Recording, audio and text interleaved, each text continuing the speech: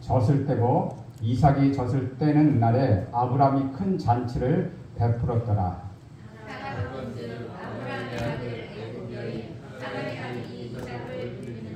그가 아브라함에게 이르되 이 여종과 그 아들을 내쫓으라. 이 종의 아들은 내 아들 이삭과 함께 기업을 얻지 못하리라 하므로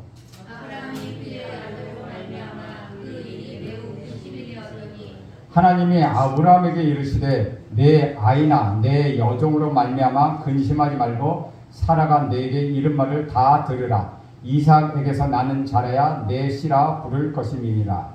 그러나 여종의 아들도 내 신이 그가 주로 한 민족을 이루되 하나시니라.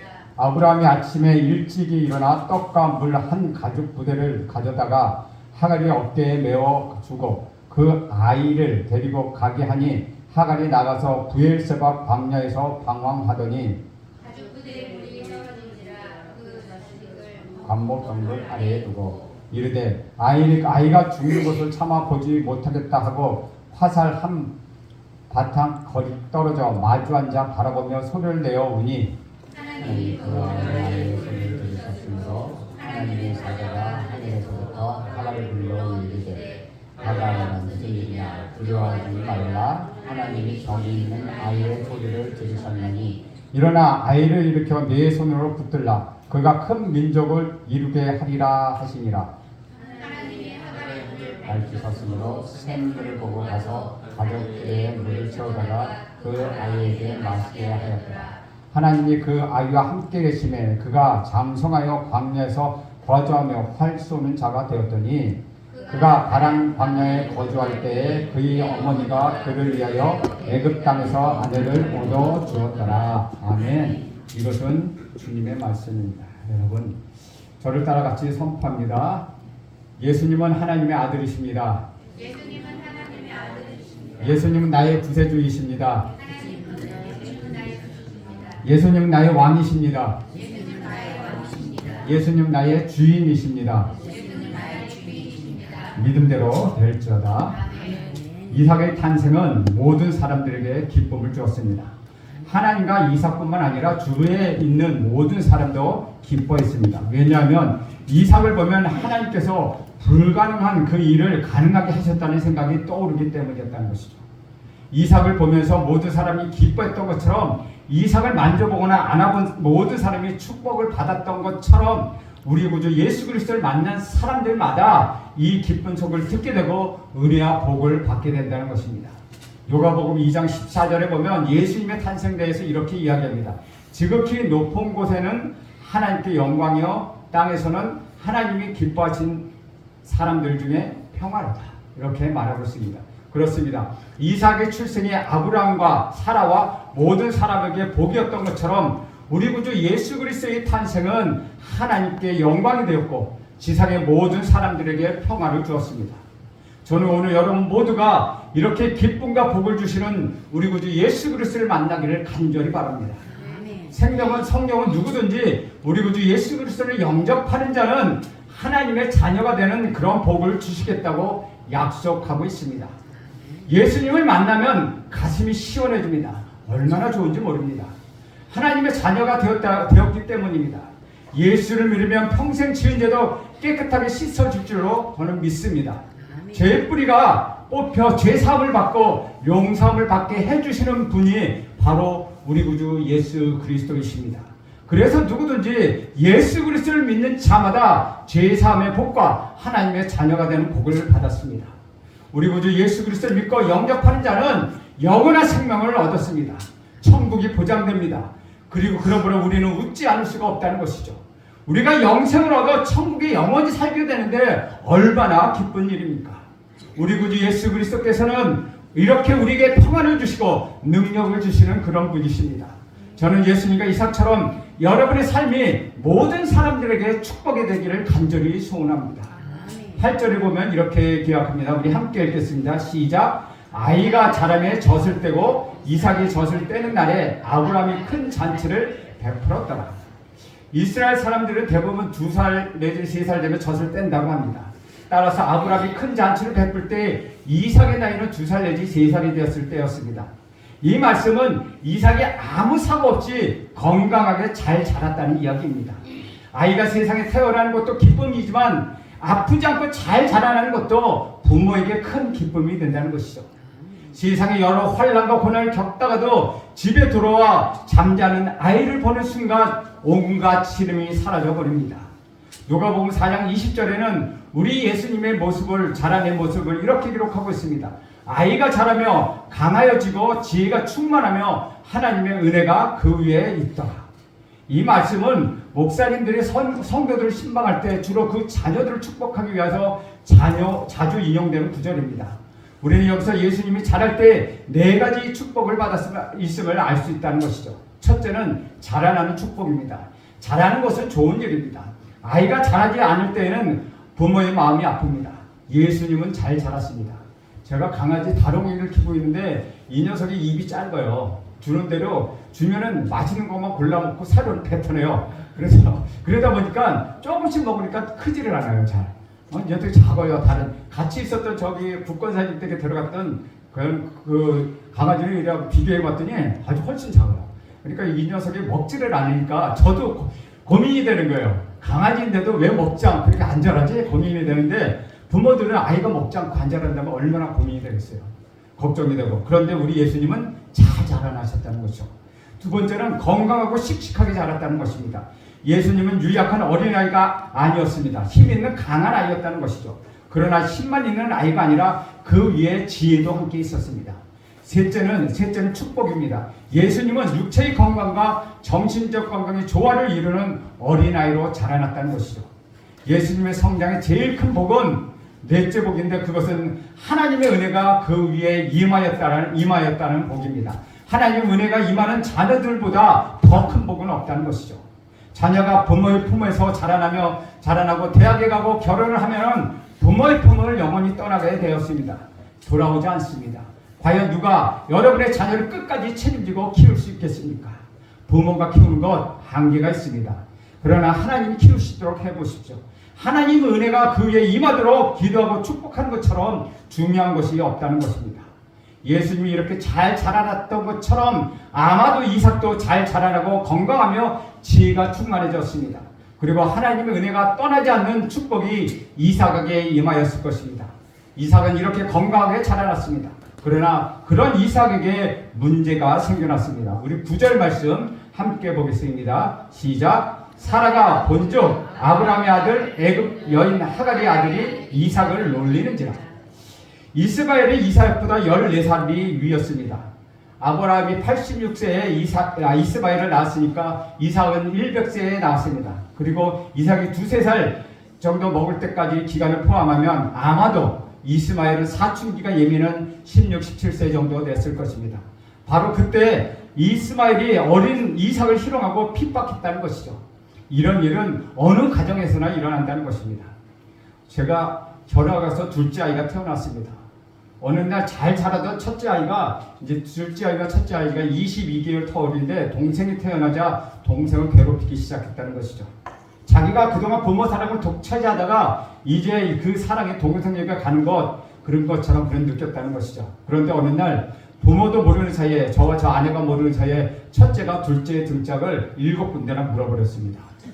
둘째 옷을 갈아입히다 보니까 우연히 등짝에 이빨 자국이 7개 난 걸 발견하게 된 거죠. 아주 선명한 이빨 자국이었습니다. 얼마나 아팠을까요?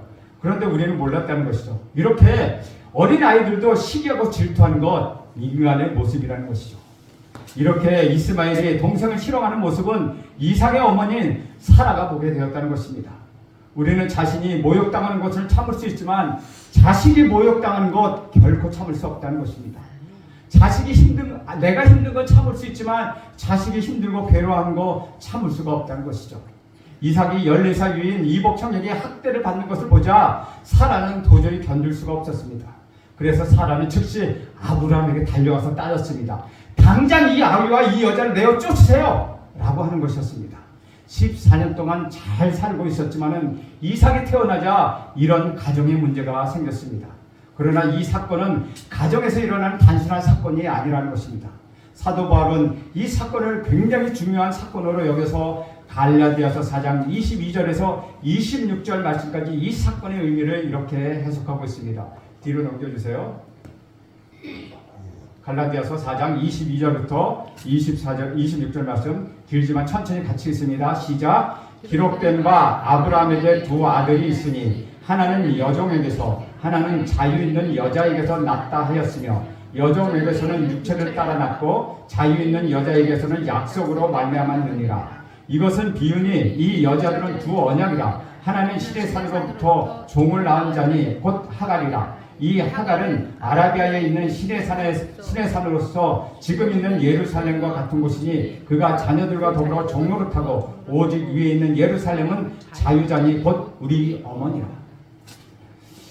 이 사건을 하나의 비유로 설명하고 있습니다. 하나는 계집종에서 태어난 자, 하나는 자유한 여자에게서 태어난 자를 말하고 있습니다. 전자는 육체에 따라 난 자라고 말하고 후자는 약속에 따라 난 자라고 말씀하고 있습니다. 사도 바울은 이스마엘이 이삭을 실용하는 것은 단순히 이복형이 이복 동생을 실용하는 사건으로 보지 않았다는 것이죠. 이것을 영적으로 해석하고 있다는 것입니다. 오늘 우리의 관심은 바로 여기에 있다는 것이죠. 다시 말하면 우리는 육체에 따라 난 자가 성령에 따라 난 자를 핍박했던 사건을 보고 있다는 것입니다. 그러한 해석을 계속해서 갈라디아서의 9절에 보면 잘 나타나 있습니다. 그 이후에 28절에서 31절까지 함께 보겠습니다. 시작. 형제들아 너희는 이삭과 같이 약속의 자녀라. 그러나 그때의 육체를 따라 난 자가 성령을 따라 난 자를 박해한 것 같이 이제도 그러하도다. 그러나 성령이 무엇을 말하느냐? 여종과 그 아들을 내쫓으라. 여종의 아들이 자유 있는 여자의 아들과 더불어 유업을 얻지 못하리라 하였느니라. 그런즉 형제들아 우리는 여종의 자녀가 아니요 자유 있는 여자의 자녀니라. 성경에 따르면 이스마엘은 육체에 따라 난 자이고 이삭은 약속의 말씀에 따라 난 자라고 말하고 있습니다. 사도 바울은 그래서 이렇게 얘기합니다. 그로부터 먼 훗날 메시아가 태어나서 우리를 구원하셨다. 따라서 우리 구주 예수 그리스도를 믿는 자들은 모두 약속의 자녀이다 라고 말하고 있는 것입니다. 저는 여러분이 약속의 자녀로 축복받은 줄을 믿습니다. 아멘. 여러분은 모두 다 약속의 자녀입니다. 이삭으로부터 태어났기 때문이 아니라 우리 구주 예수 그리스도를 믿었기 때문에 여러분은 모두 다 약속의 자녀라는 것입니다. 아멘. 그러나 우리는 이스마엘에게서 태어났기 때문에 육체의 자녀라고 말하지 않습니다. 비록 이스마엘의 후예라 할지라도 우리 구주 예수 그리스도를 믿으면 그자는 약속의 자녀가 되는 축복을 받게 되는 것입니다. 아멘. 그렇다면 오늘 여기서 갈라디아서 4장 28절 위에 나타난 말은 무슨 말이겠습니까? 28절에 보면 형제들아 너희 이삭과 같이 약속의 자녀라. 그러나 그때에는 육체에 따라 난 자가 성령을 따라 난 자를 박해하는 것 같이 이제도 그러하도다 라고 말하는 것처럼 이 문제는 영적인 문제였다는 것이죠. 우리 안에는 두 가지 모습이 있습니다. 육체에 따라 난 모습이 있고 약속에 따라 난 모습이 있다는 것이죠. 이 둘은 항상 서로 싸우고 있습니다. 육체에 따라 난 자를 거부하지 않을 때 육체에 따라 난 자녀가 약속에 따라 난 자를 핍박하거나 희롱하게 된다는 것이죠. 주 안에서 사랑하는 성도 여러분, 여러분은 예수를 믿고 하나님의 자녀가 되었습니다. 여러분에게는 하나님의 영이신 성령이 여러분 안에 거하십니다. 그러나 성령이 거주하심에도 불구하고 여러분 안에 육체의 하나 육체의 생각이 있다면 그것들이 영의 생각을 지배하게 된다는 것입니다. 그래서 신앙생활에서 승리하지 못하게 하고 갈등하며 육체에 지고만다는 것이죠. 그래서 성경은 내 안에 있는 육신의 소욕을 몰아내라. 그리하면 성령의 열매를 맺을 것이다 라고 말씀하고 있는 것이죠. 다시 창세기로 돌아가겠습니다. 사도 바울의 해석을 듣고 이 본문에 보면 그 뜻이 분명해집니다. 10절 말씀 함께 읽겠습니다. 시작. 그가 아브라함에게 이르되 이 여종과 그 아들을 내쫓으라. 이 종의 아들은 내 아들이 이삭과 함께 기업을 얻지 못하리라. 육신의 일은 영의 기업을 계승하지 못합니다. 로마서 8장 5절의 말씀 보면 이렇게 기록하고 있습니다. 육신이 따르는 자는 육신의 일을, 영을 따르는 자는 영의 일을 생각하나니 육신의 생각은 사망이요 영의 생각은 생명과 평안이니라. 육신의 생각은 하나님과 원수가 되나니 라고 말씀하고 있습니다. 육신의 생각은 하나님의 원수가 된다는 말씀에도 불구하고 우리는 예수를 믿고 구원을 받고 성령을 체험했음에도 불구하고 우리 안에 있는 육신의 생각을 포기하지 못하고 옛사람 그대 모습 그대로를 지닌 채 살아가고 있다는 것이죠. 나의 옛사람, 나의 옛 자아를 포기하지 않고 신앙생활을 잘 하려고 하기 때문에 육신의 생각이 늘 영의 생각을 지배하고 육신의 일이 영의 일을 간섭하며 실험하는 일들이 생긴다는 것입니다. 따라서 정말로 우리 구주 예수 그리스도를 잘 믿고 싶다면 여러분 안에 있는 육신의 생각을 끊어버리십시오. 여러분 안에 있는 옛사람을 몰아내십시오. 그래야만 자유하는 자의 삶을 살 수 있다는 것입니다. 사라는 이삭이 실험 나가는 것을 보고서 견디다 못해서 하갈과 이스마엘을 내쫓기로 결심하였습니다. 그리고 자신의 요구를 당당하게 자기 남편 아브라함에게 이야기합니다. 11절 12절 함께 보겠습니다. 시작. 아브라함이 그 아들로 말미암아 그 일이 매우 근심이 되었더니 하나님이 아브라함에게 이르시되 내 아이와 내 여종으로 말미암아 근심하지 말라. 사라가 내게 이른 말을 다 들으라. 이삭에게서 나는 자라야 내 씨라 부를 것임이니라. 두 여자를 얻어서 두 자녀가 태어나게 되어 육신의 갈등을 하지 않을 수가 없었습니다. 아브라함은 예가 아니었다는 것이죠. 이스마엘이 태어난 것은 하나님의 뜻이 아니었습니다. 이 아브라함의 매우 인간적인 생각 때문에 이스마엘이 태어난 것입니다. 그래서 갈등과 고민이 생겨났습니다. 처음 하갈을 내쫓을 때는 그것으로 끝났으면 지금과 같은 문제가 없었을 것입니다. 그러나 하나님은 하갈을 다시 집으로 돌려보내셨습니다. 그리고 아브라함은 이스마엘을 받아들여 14년간 그 아이를 키웠고 정도 많이 들었습니다. 그러나 약속대로 이삭이 태어나자 이런 갈등이 생겨났다는 것이죠. 아브라함은 하갈과 이스마엘을 내어 쫓으라고 사라가 강력하게 요구하자 그 말대로 쉽게 내어 쫓을 수도 그렇게 하지 않을 수도 없었습니다. 왜냐하면 이스마엘도 자기 자신의 피부치이기 때문입니다. 그 고민이 바로 11절에 나와 있다는 것이죠. 아브라함은 그 아들 때문에 깊이 근심하였습니다. 그러나 하나님께서는 사라의 손을 들어주셨습니다. 12절에서는 하나님은 아브라함에게 근심하지 말고 사라가 내게 이른 말을 다 들으라고 말씀하셨습니다. 이때 아브라함의 마음은 얼마나 아팠겠습니까? 비록 자신의 실수로 태어난 아들이었지만 이스마엘은 자신의 아들이요 하갈은 자신의 아들을 낳아준 사람이었기에 매정하게 내어 쫓는 일 결코 쉬운 일이 아니었다는 것이죠. 바로 이것은 예수를 믿고 나서 육신의 생각을 떼어내는 것이 얼마나 중요한 일인가를 우리에게 보여주는 것입니다. 그러나 사람들이 예수를 믿고 옛사람을 그냥 그대로 데리고 살려고 합니다. 그래서 둘 사이에 갈등이 생깁니다. 하나님은 내 안에 있는 옛사람을 살려두지 말고 내어 쫓으라고 지금 말씀하고 계시는 것이죠. 아브라함은 이것이 너무나도 큰 고통이었습니다. 그러나 하나님의 명령은 분명했습니다. 아무리 힘들고 어려워도 옛사람을 끊어버리라고 말씀하고 계시다는 것이죠. 아브라함은 자신의 살을 도려내는 것 같은 고통을 겪게 됩니다. 어떻게 이스마엘을 또 어떻게 하갈을 내어 쫓은단 말인가. 모두 같이 데리고 살면 좋았을 텐데 라고 생각했을지도 모른다는 것이죠. 결국 아브라함은 하나님의 명령에 순종하기로 하였습니다. 그렇게 하기로 결정한 날 아브라함은 잠을 이룰 수가 없었습니다. 아내 앞에서는 고통스러운 모습을 참아 보여주지 못했습니다. 그러나 그의 고민은 너무나도 깊었다는 것이죠.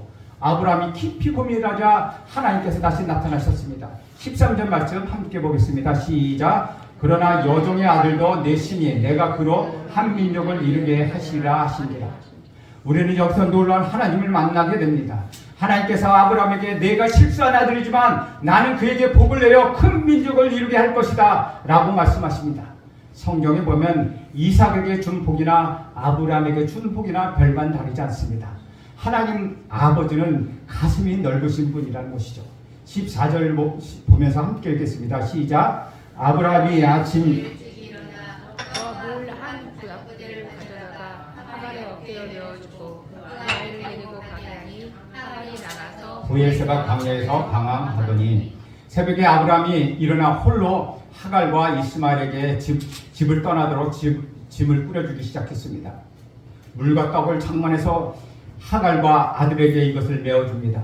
어쩌면 아브라함은 은이나 금이나 폐물들도 주머니에 넣어줬을지도 모릅니다. 그리고 아브라함과 하갈과 이스마엘 사이에는 아마도 가슴 아픈 이별의 대화가 오고 갔고 두 사람은 붙잡고 끌어안고 울었을 것입니다. 아브라함은 살을 내릴 듯한 고통을 감수하며 이 불쌍한 여인과 그 아들을 내어 보냈습니다. 이 모습이 바로 나의 옛사람을 끌어내는 고통입니다. 옛사람은 생각만큼 쉽게 끊어지지 않습니다. 자기 부부치를 내보내야 하는 아브라함 마음처럼 고통스러운 일이라는 것입니다. 그러나 이스마엘과 하갈을 내보내는 아픔을 겪지 않는다면은 우리 옛사람은 죽지 않습니다. 우리 안에 옛사람과 새사람 둘 다 살아있다면, 영의 생각과 육신의 생각을 모두 품고 있다면, 이스마엘이 어린 이삭을 희롱하는 것처럼 육신의 생각이 영의 생각을 희롱하게 된다는 것이죠. 15절부터 이 사건이 더욱더 드라마틱하게 전개되고 있습니다. 15절 16절 함께 읽겠습니다. 시작. 가죽 부대의 문이 떨어집니다. 그 자식을 관목 덤불 아래에 두고 이르되 아이가 죽는 것을 참아 보지 못하겠다 하고 화살을 한바탕 거리 떨어져 마주 앉아 바라보며 소리내어 우니 아브라함의 집에서 또 쫓겨난 하갈과 이스마엘은 물이 떨어져 입술과 목이 타들어갈 지경이었습니다. 하갈은 떨기나무 그늘에 자식을 앉히고 화살을 쏘아 도달할 만큼만 거리쯤 떨어져서 털썩 주저앉아 있었습니다. 그리고 죽어가는 아들 이스마엘을 털어보며 서럽게 울기 시작했다는 것입니다. 과연 이스마엘과 하갈은 어떤 기도, 어떤 울부짖음을 했을까요? 우리 하나님은 이들의 방송대곡을 소리를 간절히 들으셨습니다. 17, 18절 함께 읽습니다. 시작. 하나님이 그 어린아이의 소리를 들으셨으므로 하나님이 사자가 하늘에서부터 하갈을 불러 이르시되 하갈아 무슨 일이냐 두려워하지 말라. 하나님이 저기 있는 아이의 소리를 들으셨나니 일어나 아이를 일으켜 내 손으로 붙들라. 그가 큰 민족을 이루게 하리라 하십니다. 하나님 참으로 놀라우신 분이십니다. 사라와 이삭의 기도를 들으신 것뿐만 아니라 하갈 즉 이스마엘이 기도하는 소리, 우르부르는 소리, 통곡의 소리를 들으시는 하나님이시라는 것이죠. 우리는 원수가 꼭 죽었으면 좋겠다고 생각하지만 우리 예수님은 그 원수를 사랑하신다고 말씀하십니다. 우리 하나님께서 하갈에게 이렇게 말씀하십니다. 내가 너희 기도 소리를 들었다. 너희 통곡과 저 아이의 기도를 들었다. 이제 일어나 아이의 손을 붙잡으라. 내가 이 아이로 큰 민족을 이루게 할 것이다. 인간이 실수하여도 하나님은 그것을 책임지시는 우리의 하나님이십니다. 19절 말씀 함께 읽겠습니다. 시작. 하나님이 하갈의 눈을 밝히셨으므로 샘물을 보고 가서 가죽 부대에 물을 채우다가 그 아이에게 마시게 하였더라. 하나님께서는 고통 가운데는 그들에게 샘물을 주셨습니다. 사막의 샘물은 쉽게 찾을 수가 없습니다. 우물을 파놓고 그 우물을 다른 것으로 덮어놓기 때문에 우물이 메꿔지지 않게 다른 것을 덮어놓기 때문에 사막에서 우물을 찾는 건 쉽지 않습니다. 그런데 하나님이 하갈의 눈을 밝히셔서 사막 한가운데서 우물을 찾게 하셔서 그들에게 샘물을 주셨다는 것이죠. 20절 21절을 함께 읽겠습니다. 시작. 하나님이 그 아이와 함께 계시니 그가 장성하여 광야에서 거주하며 활 쏘는 자가 되었더니 그가 바란 광야에 거주할 때 그의 어머니가 그를 위하여 애굽 땅에서 아내를 얻어 주었더라. 성경은 하나님께서 그 아이와 함께 계셨다고 말씀하십니다. 하나님께서는 결코 이스마엘을 버리지 않으셨다는 것입니다. 저는 하나님이 아랍 세계를 구원하실 줄로 믿습니다. 하나님은 이스라엘뿐만 아니라 아랍 세계도 사랑하시기 때문입니다. 그러므로 이스라엘뿐만 아니라 모든 이방인들도 사랑하신다는 것입니다. 지금 중동에서 벌어지고 있는 이스라엘과 하마스의 전쟁은 성경의 바른지를 제대로 깨닫지 못하는 육체적 싸움을 하고 있다는 것입니다. 이삭이 크냐 혹은 이스마엘이 더 크냐 하는 적자와 서자의 싸움입니다. 그러나 그 질문에는 해답이 없다는 것이죠. 그것은 하나님의 뜻이 아니기 때문입니다. 오늘 본문에 보는 이 싸움은 영적인 것이지 육체적인 싸움을 의미하는 것은 아니라는 것이죠. 그렇다면 하나님은 이삭을 약속의 자녀로 선택한 이유는 무엇일까요? 그 이유는 단 한 가지입니다. 먼 훗날 이삭의 후예 가운데서 메시아가 태어나야 하기 때문이었다는 것이죠. 누구든지 그 메시아를 만나고 그를 믿는 자는 구원을 얻게 될 것입니다. 약속의 자녀의 참된 의미는 육체적 조건이나 혈통에 있는 것이 아니라는 것이죠. 그가 이방인이기도 한 이스마엘의 후예이건 우리 구주 예수 그리스도를 만나게 된다는 것, 그것이 참된 의미가 있다는 것입니다. 예수 그리스도를 만나면 여러분의 인생이 되살아날 것입니다. 우리 구주 예수 그리스도를 만나면 여러분은 승리하는 힘을 얻게 될 것입니다. 우리 구주 예수 그리스도를 만나면 여러분의 모든 갈증은 해결될 것입니다. 사랑하는 여러분, 이제 여러분의 인생은 새롭게 시작되었습니다. 걱정과 근심은 모두 사라졌습니다. 저주받은 인생이 되살아났습니다. 여러분의 가정과 여러분의 자녀는 주 안에서 평안을 누리게 되었습니다. 여러분, 옛사람을 내어쳐 주십시오. 비록 그것이 고통스러울지라도 그렇게 나아가십시오. 믿음으로 나가십시오. 그리고 아브라함처럼 새 일을 시작하시는 우리 하나님께 경배와 찬양과 감사를 올려드리시죠. 그러면 여러분 인생은 약속의 자녀로서의 인생 새롭게 출발하며 하나님의 놀라운 영광 가운데 머무게 될 것입니다. 기도하겠습니다. 하나님 아버지, 나의 눈을 열어 주시옵소서. 하나님 아버지께서 이미 우리에게 주신 복을 찾게 하옵소서. 하나님 우리로 하여금 하나님의 놀라운 역사를 이루는 산증인이 되게 하옵소서. 나의 옛사람을 버리고 새롭게 하옵소서. 예수님의 이름으로 기도합니다. 아멘. 찬송가